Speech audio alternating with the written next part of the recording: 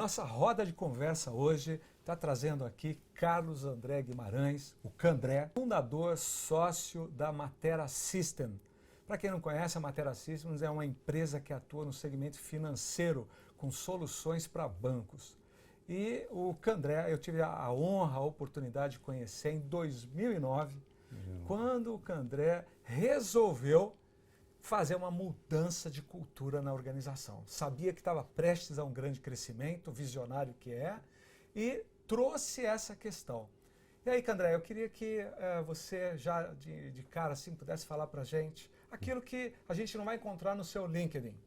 Mas então, Candré, uma apresentação inicial sua, quem é você, Candré, chegando?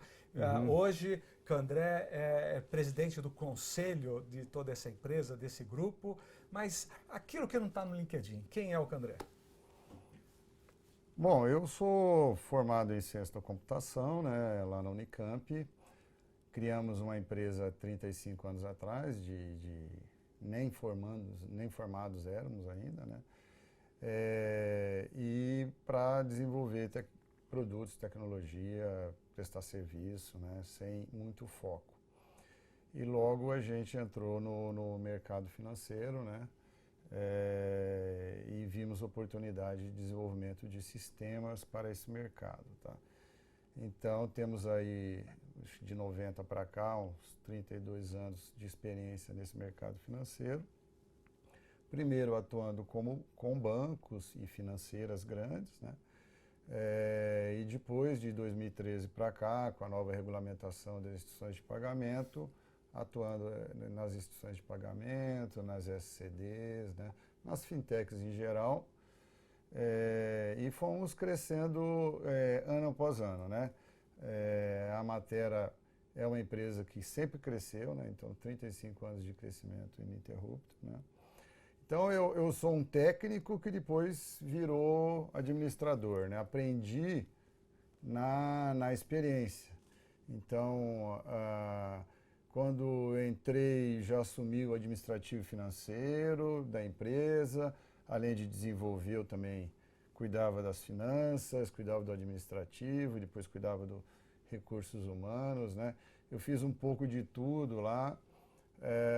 Mas quando a gente começou a desenvolver os produtos, logo eu assumi essa responsabilidade, né, de responsável pelos produtos, diretor de produtos, e coisa que eu fiquei 27 anos responsável pelos produtos da Matera, né? Com o crescimento a gente foi profissionalizando e tiveram evidentemente as dores do crescimento, né? A necessidade de estruturação, necessidade de mudanças, da atuação dos sócios. E aí que a gente se encontrou aí no meio desse caminho, numa mudança que a gente precisava fazer, né? Atualmente eu estou ali mais atuando no conselho, né? Eu estou passando as últimas diretorias que estão com a minha responsabilidade, né? Para um presidente que a gente contratou no final do ano passado. E aí, a partir do ano que vem, eu vou dedicar mais ao conselho, a parte estratégica somente, aí, iniciativas de M&A, então, e a gestão financeira da empresa, que o CFO ainda responde para mim, para o conselho direto, não responde para o presidente, tá? Então, tem aí uma vida grande de aprendizado, né? Mas muito no estudo, na tentativa e erro, né? E no estudo, assim, autodidata mesmo, né? Porque na faculdade a gente aprendeu muito pouco do que a gente fez, né, depois, né? Mas é isso aí, temos aí 35 anos de história e estamos buscando aí crescer, nos internacionalizar agora para dar mais pegar um novo ciclo de crescimento aí lá no exterior. Que bacana. Mas é isso, o Candré é essa modéstia que vocês estão vendo aqui, né? Ele fala isso daí com uma simplicidade e eu acho que é muito disso que é o fator de sucesso na condução desses negócios. Eu tenho realmente uma honra estar, né, em vários momentos com ele, com a empresa nesse crescimento. E eu queria chamar a atenção, Candré, porque O nosso negócio é fazer mudança de cultura, ajudar as organizações nisso. Só que hoje nós somos chamados por CEOs que querem fazer mudança de cultura, mas eles trazem uma questão do imediatismo.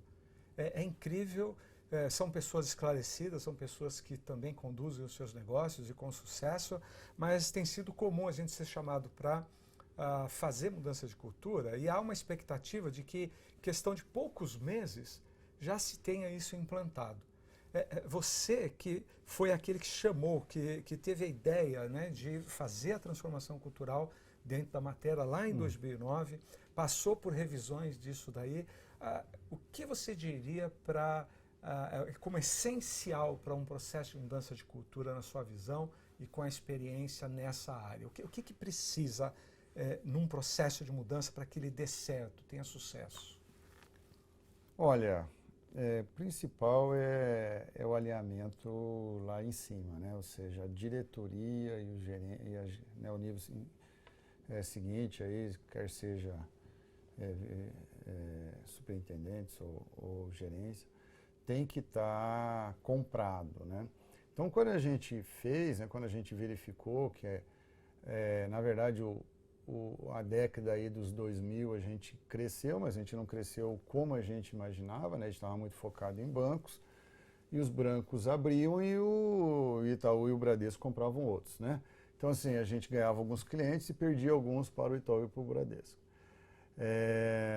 Né? E Unibanco também, outros, os grandes bancos comprando os médios e os pequenos, que eram o nosso principal mercado, né?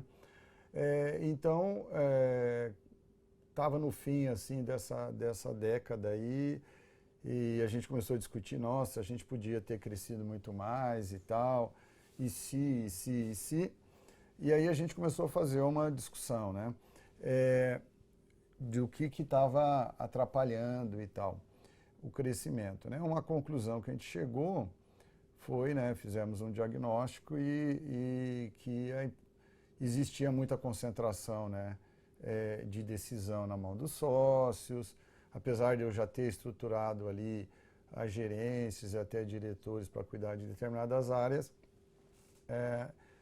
havia uma concentração, né, da última palavra. Isso tirava agilidade para a empresa, né, e o mercado, nosso mercado de TI, muito rápido, então em algumas oportunidades demoramos para entrar, né,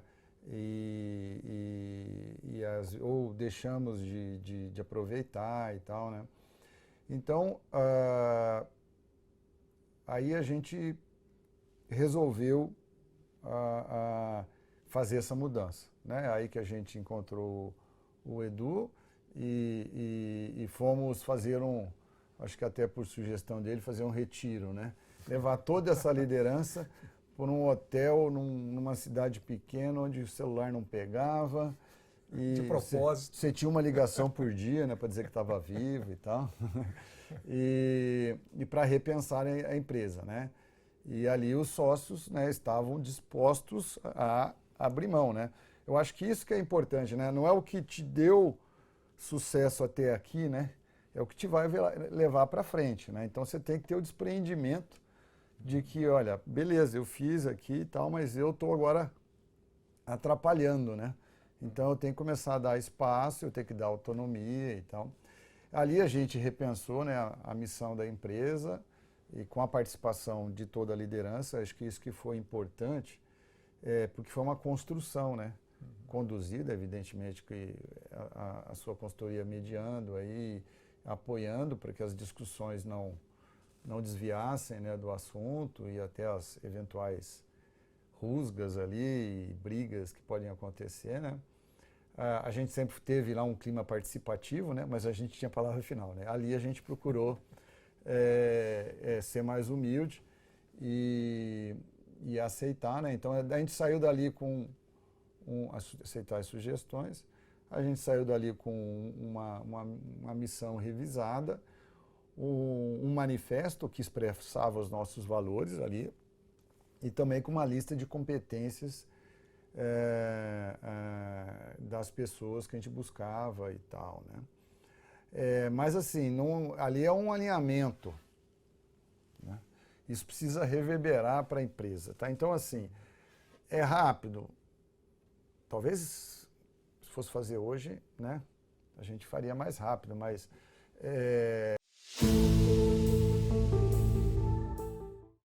demorou alguns anos mesmo, porque teve esse alinhamento com uma coisa legal que a gente fez foi apresentar esse trabalho que a gente gerou nesse final de semana para toda a empresa, em grupos, né? E aceitar sugestões. Então, assim, aquilo lá era work in progress, né? Então, aquele manifesto a gente aceitou sugestões, fez algumas pequenas mudanças com o feedback da comunidade, da empresa mesmo, e aí a gente lançou realmente a nova cultura, que era o que a gente queria ser, não era o que a gente era, né? Aí que é o problema. Fazer esse trabalho aí realmente é rápido, né? Um alinhamento e uma análise, né, do mercado, da concorrência, das oportunidades, do que está atravancando, o que está prejudicando, o que precisa mudar.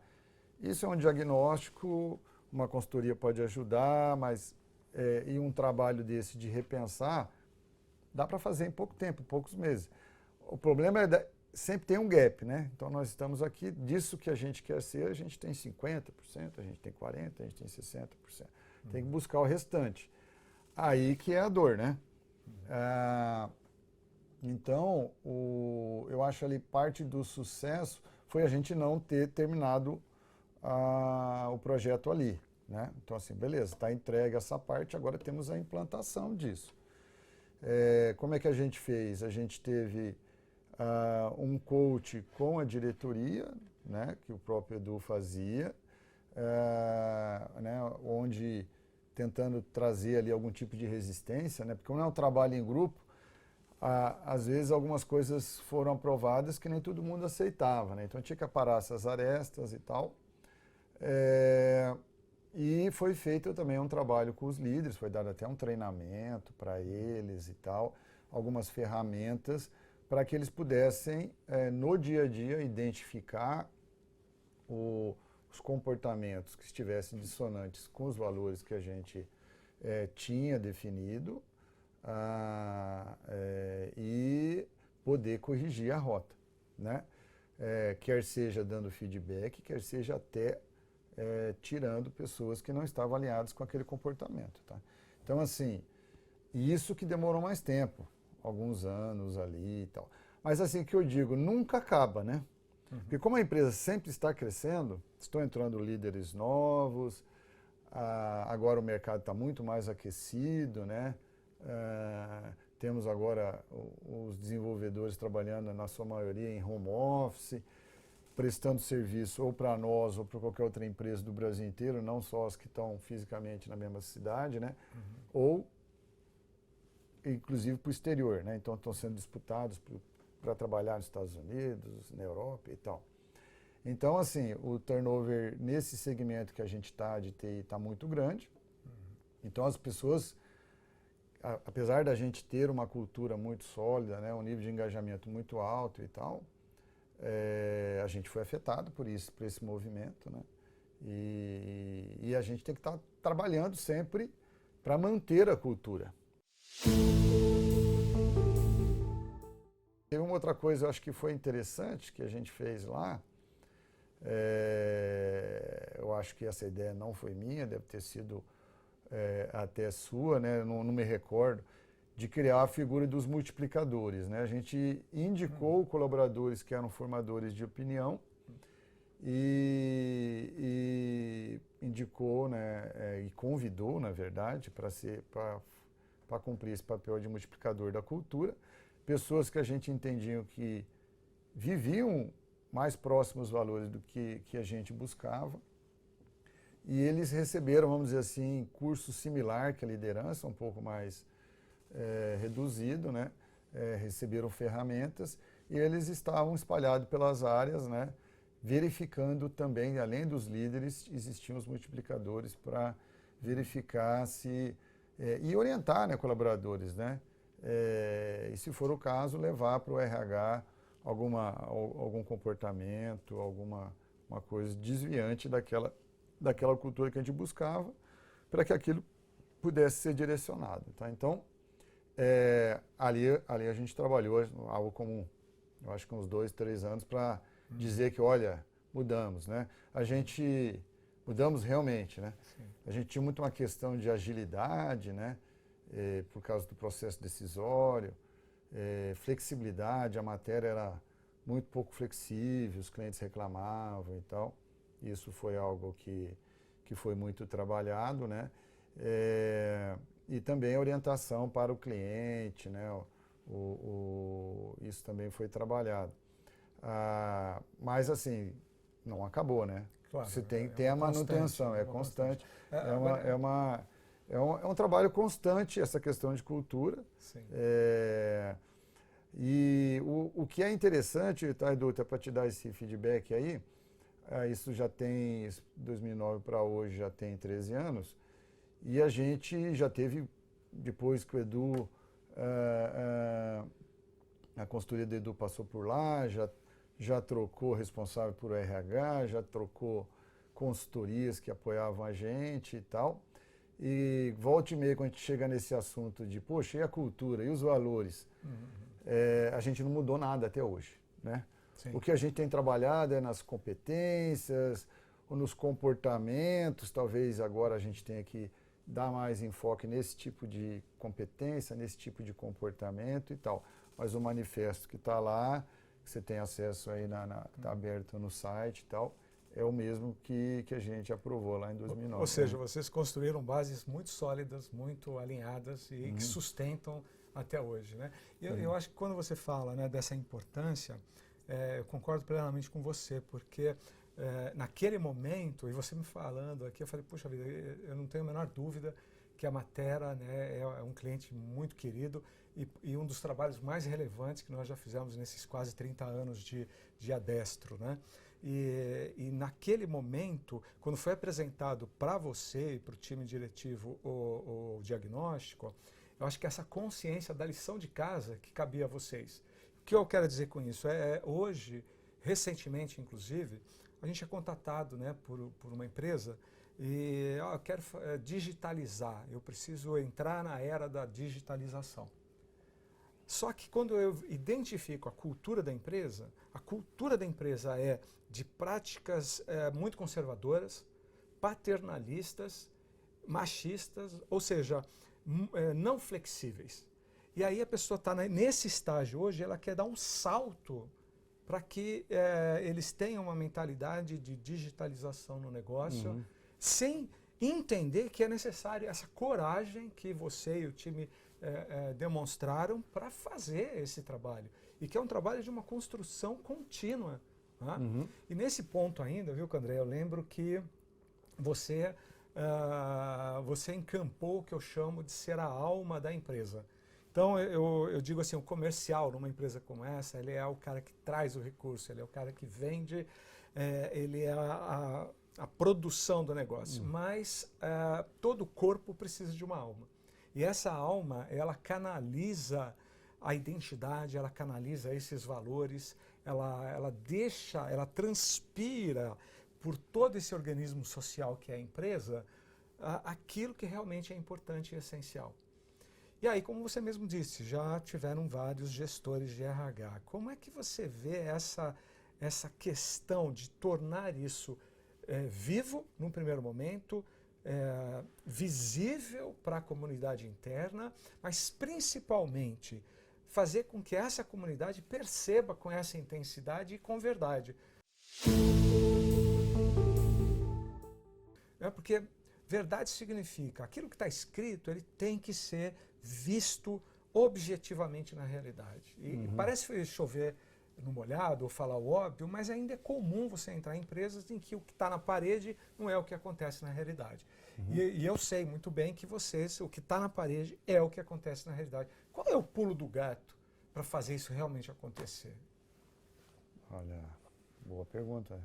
Talvez eu não saiba a resposta. Eu acho que tem a ver com persistência, tá? E eventualmente tomar algumas decisões difíceis, né? Então, assim, a gente teve um trabalho inicial muito grande de vender a cultura, né, vender os valores. Comunicação, então. Comunicação e tal. Mas você pode e dar os feedbacks e tal, né? Então aqui a gente quer que seja assim, ou a gente é assim, né, já. Mas como é que você atua em comportamentos dissonantes, né? E aí a gente foi, eu lembro bem, eu até chamei de dia D, né? Porque existia uma certa complacência com comportamentos dissonantes, né? Principalmente a questões de respeito, né? Um colaborador que eventualmente se faltava com respeito com o outro, ou até com o cliente, né? Bullying, esse tipo de coisa que na nossa cultura não é permitido. Mas, por exemplo, o diretor, ele falou assim, cara, entrega. Então, a gente aceita porque, poxa, esse cara aqui, ele entrega. Né? Então, assim, quando eu verifiquei e falei assim, não, gente, a gente não pode aceitar, mesmo que seja um cara de alto resultado, dissonante. Se as outras empresas, as outras pessoas estão vendo que essa pessoa está aqui tendo uma atitude totalmente fora, desalinhada com os nossos valores, e a gente reconhece, a gente dá aumento, a gente promove e a gente mantém ela aqui, a gente está colocando que o que está na parede não é o que acontece, tá? Então, assim, ali a gente teve que tomar uma decisão e eu chamei de dia D e falei assim, a gente precisa passar um recado. E aí a gente demitiu o diretor, o gerente, o coordenador, a pessoa e todas as outras que tinham no mesmo dia, né? Por isso que o dia D foi a demissão e todas essas demissões teve a ver com desalinhamento cultural, né? As pessoas não entenderam, mas cara, fulano é super bom, entende muito do produto tal. Não, a empresa está indo por esse caminho e não é só o resultado que importa. Né? Então tem que ter muita coragem, isso aí foi muito discutível. É aquele tipo de coisa que você vai postergando, né? Espera terminar o projeto, porque ele que está tocando.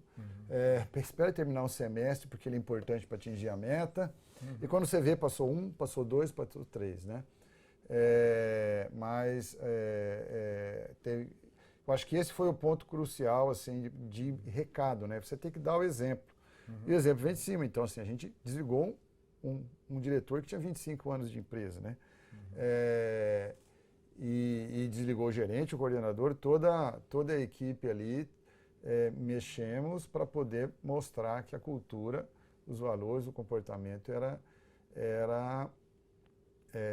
o que a gente mais priorizava. Tá? Então, assim, essas decisões difíceis, eu acho que esses exemplos, né, principalmente, que você passa para a empresa, que é o que fala, opa.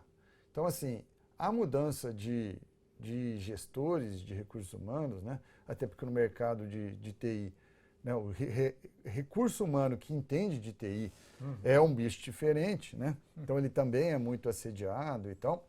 Apesar de ter mudado 2, 3 vezes, quando ele chega ele já sente a cultura. Então ele fala assim, aqui é assim, né? Então, na verdade, eu preciso que você me ajude a melhorar essa parte, aquela parte, esse processo e tal. Não para vir aqui para trazer a cultura que você tinha na empresa anterior. Tá? Isso não está em discussão. Tá? Então, assim, a gente não teve grandes problemas com essas mudanças ali na área de RH, né? E ainda mais agora nos últimos 2 anos, né, que a gente recebeu um fundo de investimento, né? A Matera é uma startup de 35 anos atrás, né? Mas só que 35 anos atrás não tinha VC, não tinha o InovaBra, né? Não tinha disciplina de empreendedorismo na faculdade, né? Eu sou lá de Campinas, lá nós temos a Unicamp, que tem a Inova, né? Que produz, que ajuda as empresas que são filhas da Unicamp, não existia naquela época, existem. Né? Então, a gente foi crescendo, talvez menos do que a gente poderia, porque a gente não sabia que podia ter ajuda, né? Até porque os juros, né, eram imensos e não se tomava dinheiro emprestado. Então, se reinvestia o resultado. Mas aí, com o passar do tempo, começamos a ser muito assediados por fundos e tal, e acabamos recebendo um investimento aí há 2 anos atrás, né?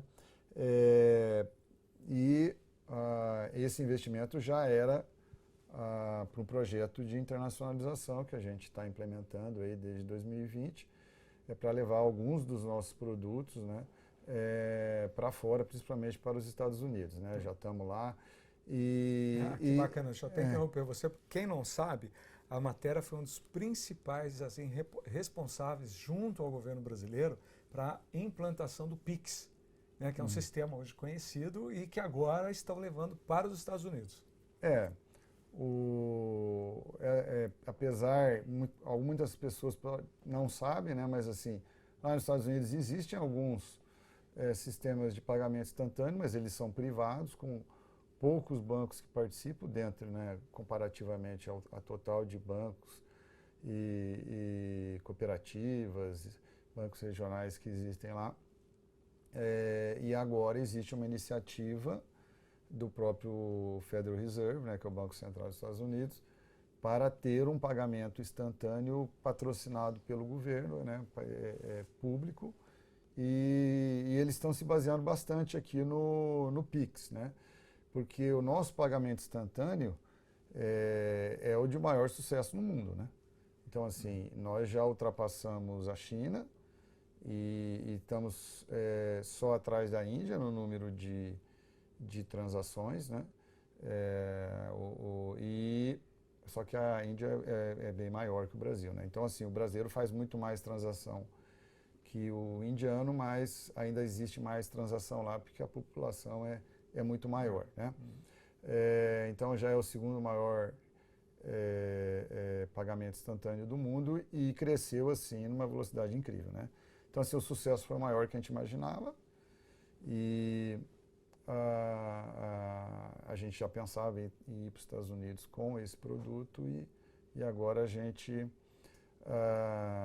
teve até quando a gente fala lá que a gente processa o número de transações que a gente processa, as portas se abrem, tá? Então a gente já teve várias reuniões com o FED e tal, e a gente estamos no grupo de trabalho lá do FedNow. Mas o que eu queria te dizer, nem era isso, né? É sobre a questão da cultura, né? Então, começou a entrar muito líder novo, né? Aí teve a constituição do Conselho de Administração, com conselheiros independentes, que trabalharam, né, em grandes corporações, que trabalharam nos Estados Unidos, foram CEOs de grandes empresas. E claro que esse pessoal traz uma cultura vestígios nova. Da cultura anterior. Né? Eu tenho ali um ex-CEO da Oracle, trabalhou 20 anos na Oracle. Eu também tenho um ex-CEO da Intel. Trabalhou 20 anos na Intel também. Eles trazem muitas coisas, lá na Intel, lá na Oracle, né? E é claro que você tem que ter um pouco de humildade, né? Afinal de contas, são empresas imensas, né?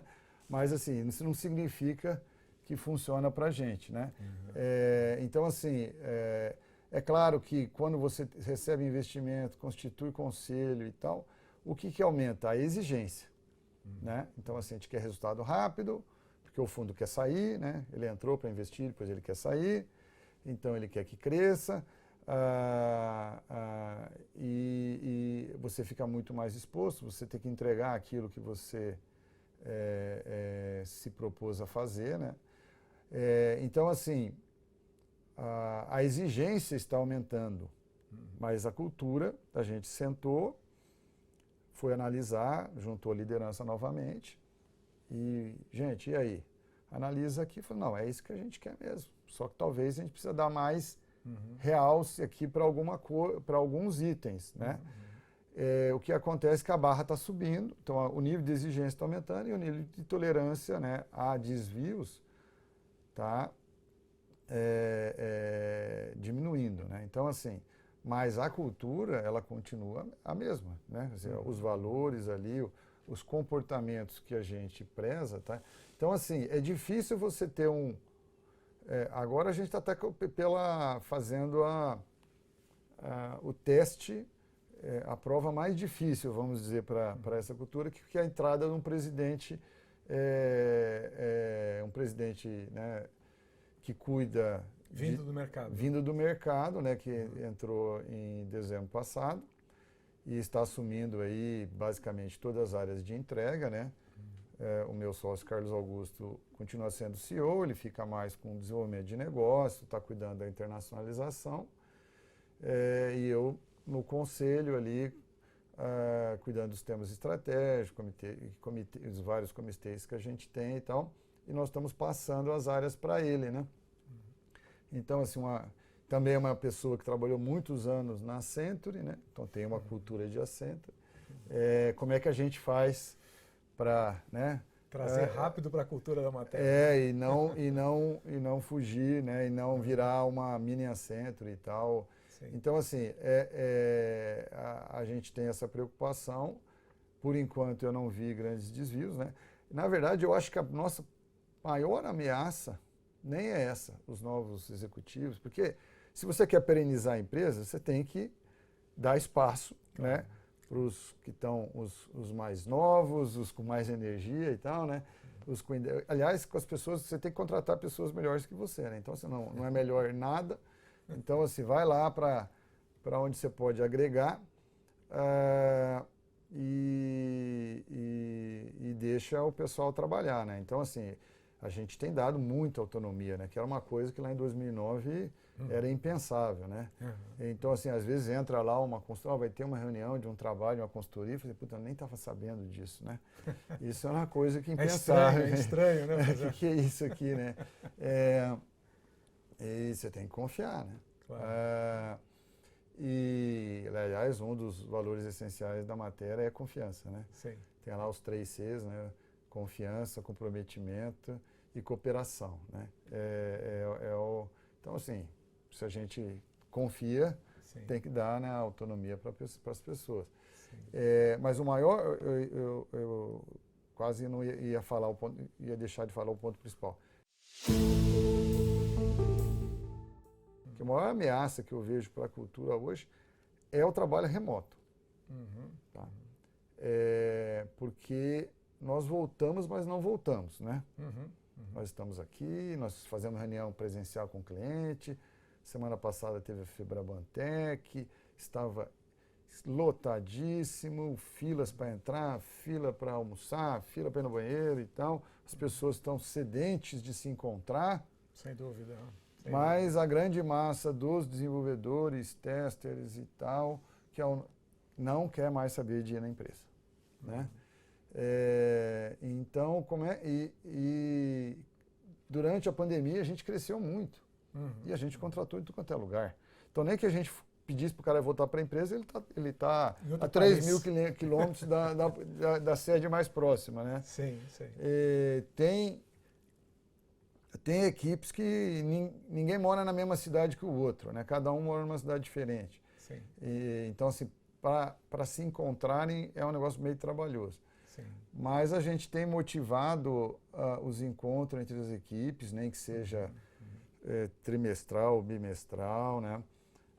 Amanhã vai haver um encontro dos gerentes lá em Campinas, tá? Então é bem mais trabalhoso. Hoje eu tenho líderes espalhados pelo Brasil, né? Então um encontro de líderes que antes eu tinha que trazer 1 ou 2 que ficavam lá em Maringá, onde a gente tem uma segunda sede. Agora eu tenho que trazer uns 15, né? 20 às vezes. Tá? Sim. E é mais custoso, é mais difícil de fazer, mas todo mundo gosta. Então, quando encontra, troca experiência, descobre afinidades, né? Sim. Então, essa questão do convívio, da troca de experiência, de você sentir ali como é que são os diretores, né, os sócios, que são gente como a gente e tal, que você não vê só numa live e tal, né, que vai almoçar no mesmo restaurante que você, que senta na mesma mesa, troca ideia, então que não tem... bom, não sei se eu sou das antigas, mas assim, eu ainda valorizo isso. O pessoal do comercial, o pessoal que tem mais contato com o cliente. Também, né? Mas assim, a grande massa aí dos desenvolvedores e tal, que é o nosso maior contingente, se adaptou muito bem, né? Essa pandemia... Não está pensando em voltar. A gente achava que ia ser 3, 6 meses, depois virou 2 anos e meio, né? Agora, aí o negócio cristalizou, né? Pois é. Agora, André, essa questão que você está trazendo, essa daí é a pergunta de $1 milhão. Porque isso que você está vivendo, muitos segmentos, muitas empresas também passam, e gestores de gente, eles falam como eu trago essas pessoas, como eu não perco esse fio condutor, como eu mantenho essa cultura viva. E eu acho que essa é uma pergunta importantíssima. E antes até de você falar como você está trabalhando já para cuidar disso, que eu sei que você está,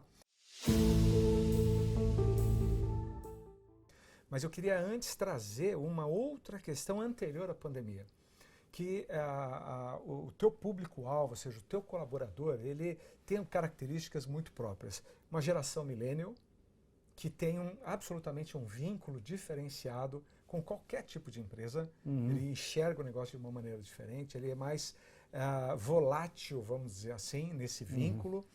E a Matera, eu sei, dentro desse segmento, é uma das empresas, embora você falou do turnover alto, mas é uma das que um turnover mais baixo, né, do segmento. Então vocês conseguiram, com todo esse processo de mudança de cultura, de estabelecer a cultura ao longo desses anos, manter, dá para dizer, um alto nível de engajamento desses colaboradores. Antes então de falar desse momento agora e desse desafio para o futuro, me conta até o antes de pandemia, o que você fez, ou o que a sua área de gestão humana, ou como a sua liderança cuidou de manter esse engajamento. O que foi crucial para que essa geração volátil mantivesse esse grau de engajamento? Olha, a gente tem uma preocupação muito grande com o engajamento, com o clima, né? Desde antes de fazer aquele processo de mudança cultural, a gente fazia as pesquisas de clima organizacional para ver como é que estava, e a partir dali desenvolver os planos de ação, né? Depois apareceu o GPTW aí, que faz as pesquisas comparativas, aí a gente achou valor naquilo para poder a gente ver, sempre comparar com não nós só com nós mesmos, mas nós com um benchmark de mercado, né? E aí a gente se surpreendeu, né? Primeira vez que a gente se submeteu lá, já ficamos entre as 15 melhores empresas para trabalhar do Brasil. Eu falei, opa, tem alguma coisa aí, né? Tem alguma coisa, não só de TI, né? A gente se inscreveu existe um ranking de TI e Telecom, e existe o ranking nacional. Você tem que se inscrever, né? A gente só se inscreveu para TI e Telecom. E acabamos sendo convidados a participar do outro e tal. E aí a gente gostou bastante da quantidade de informações que a gente recebia de volta por esse trabalho, né? E ali insumos para você trabalhar. Então, assim, e a gente, ano após ano, está olhando o que a gente pode melhorar, né? A cultura tem muito a ver com essa questão de qualidade de vida, de você conciliar, né, a nossa cultura do pessoal com o profissional. Então, ali, quando as coisas apareciam diferentes do que a gente, né, os desvios, né, com realmente o que a gente prezava, a gente tem uma ação dirigida. Então, essas pesquisas de clima, quer seja do GPTW ou qualquer outra que a gente venha contratar, elas trazem muitos insumos tanto para a liderança quanto para a área de people, para fazer a programação, né, das ações, tá? E aí, como a gente entrou naquele ranking, a gente não queria mais sair, né? A gente se acostumou, queria ficar ali. É bom, confortável. Então, assim, E é uma disputa, né? É assim, você está ali, até o pessoal estava brincando que isso aí é tipo Olimpíadas, né? Você pode estar indo bem, mas os outros te passam, né? Então os outros estão melhor, né?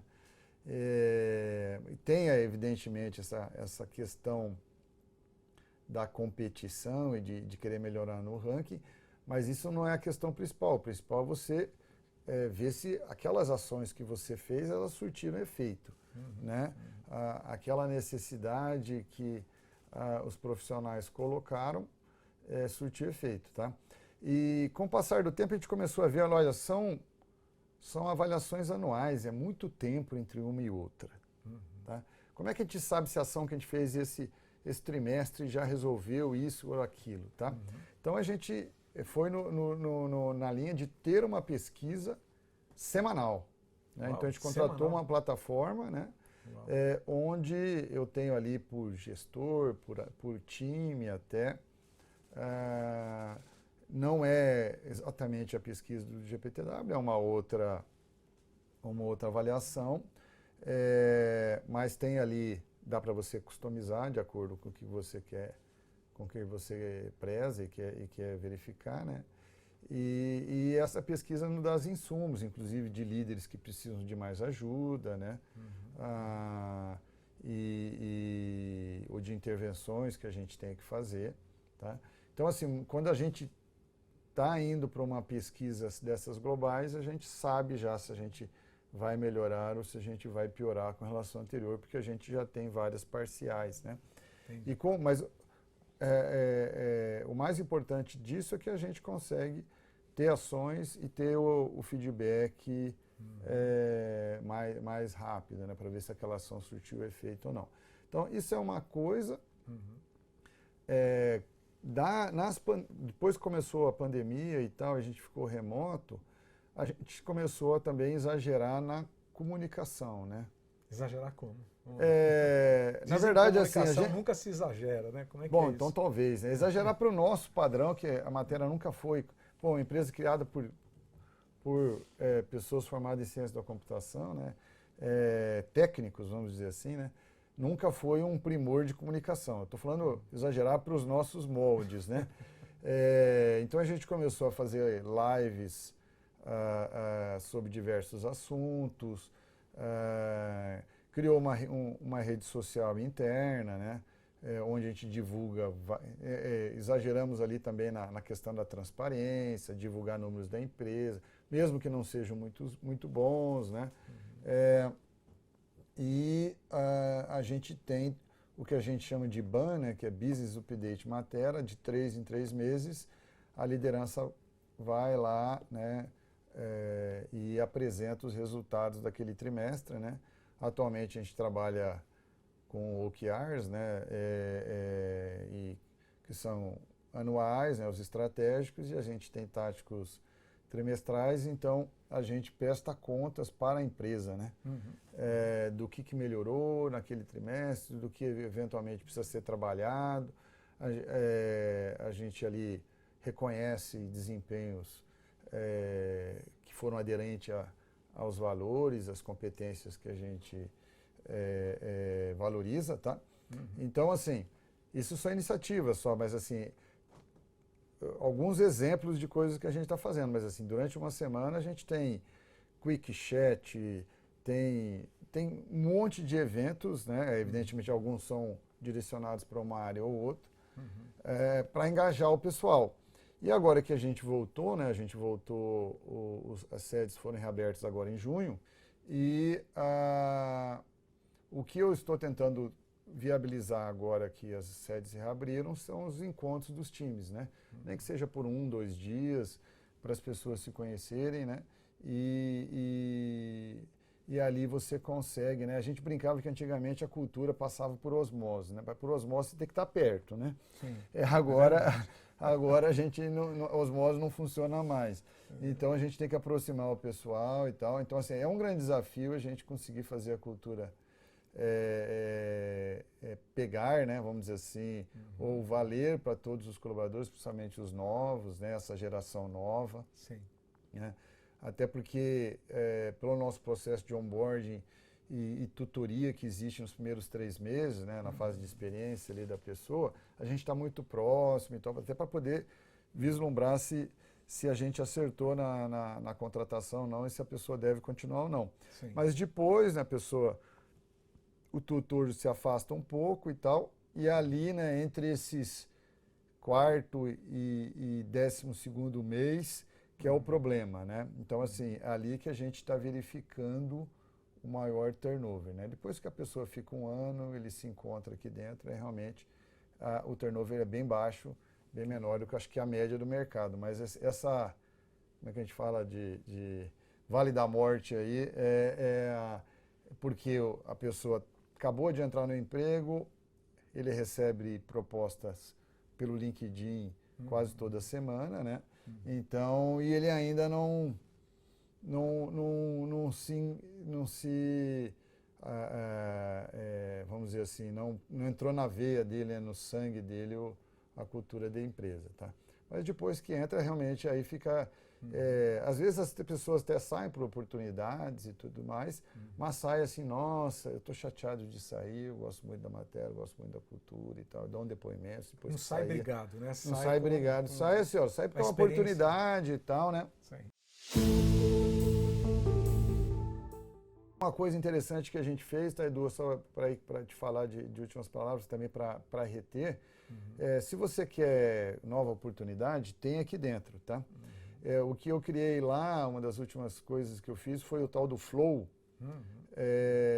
Então, agora todas as vagas elas são abertas a todos os colaboradores e você não precisa pedir, antes você precisava pedir liberação para o seu líder para participar de algum processo seletivo interno, né? Hoje não, você participa dos processos seletivos internos se você quer mudar de área, de função, e aí se você for selecionado, aí que o líder vai ser comunicado e tal, e vai se programar essa transição, tá? Então, a gente propiciou assim, bem mais mobilidade. Fantástico. Tá? E assim, esse negócio já fui para ter uma oportunidade para fazer uma coisa diferente na outra empresa. Assim, acontece, mas assim, foi bastante mitigado, reduziu bastante, porque agora você pode crescer, né, e mudar. Existe N casos de pessoas que mudaram, começou como desenvolvedor, virou líder de projeto, depois foi para cargo de liderança, ou virou agilista e tal. Existem muitos exemplos. Né, e muitos exemplos de estagiários que viraram diretores, como eu, né? Quer dizer, eu comecei como estagiário e virei diretor, né? Mas tem casos que demorou menos tempo. Que bacana, quer dizer, você deu um rol de possibilidades, né, muito maior para todos e muito mais sem burocracia. Eu lembro, assim, a gente tem em 2004, a gente cortou o cabelo de um estagiário lá que tinha entrado na Unicamp. Sei, né? Então, na verdade, a gente não, né? Os colegas dele, lá do time dele, cortaram o cabelo dele, né? Sei. Hoje em dia, eu acho que não se permitiria isso, né? Eu acho que a cultura não deixa mais, tá? Né, esse tipo de... Ou talvez o pessoal queria ou queria entrar na brincadeira e deixou, não sei, mas assim, hoje em dia, né, a gente não deixaria. Enfim, hoje ele é diretor de produtos, né? Ele assumiu a cadeira de produtos esse ano passado, né? Em 16 anos ele foi de estagiário a diretor, faz parte do C-Level da empresa e tal, um menino aí de 35 anos, né? Fantástico. Então, a empresa crescendo, existe oportunidade para a pessoa crescer ali se ela tiver aderente à cultura e tiver, né, vontade de crescer, ambição, alinhamento e tal. Né? Que bacana. Bom, tivemos hoje aqui com o Carlos André Guimarães, o Candré, né, falando sobre mudança de cultura. E com certeza com esse depoimento, é uma empresa de sucesso com 35 anos, né, com realizações e, como disse o Candré, crescendo sempre. Onde cuidar de cultura não é papo para filósofo e nem para consultor, é coisa séria e que dá sustentabilidade real ao negócio. Candré, só posso agradecer a você. Né, eu que agradeço a oportunidade aí. A confiança lá em 2009, né, além de tudo, vários momentos que estivemos juntos. e agradecer o seu tempo, que eu sei é uma agenda apertadíssima de você estar aqui com a gente, fazendo esse depoimento, falando, conversando conosco, deixando, gravando então e deixando para outros CEOs, outros conselheiros, outros empreendedores, esse exemplo vivo e real que é a Matera e, com certeza, muito graças a você. Então, muito grato de coração. Obrigado, Edu, equipe da Destro aí por ter me convidado. Foi um prazer aí compartilhar com vocês um pouco da história do Candré e da Matera. Muito grato. Obrigado a todos vocês. Até mais. Até mais.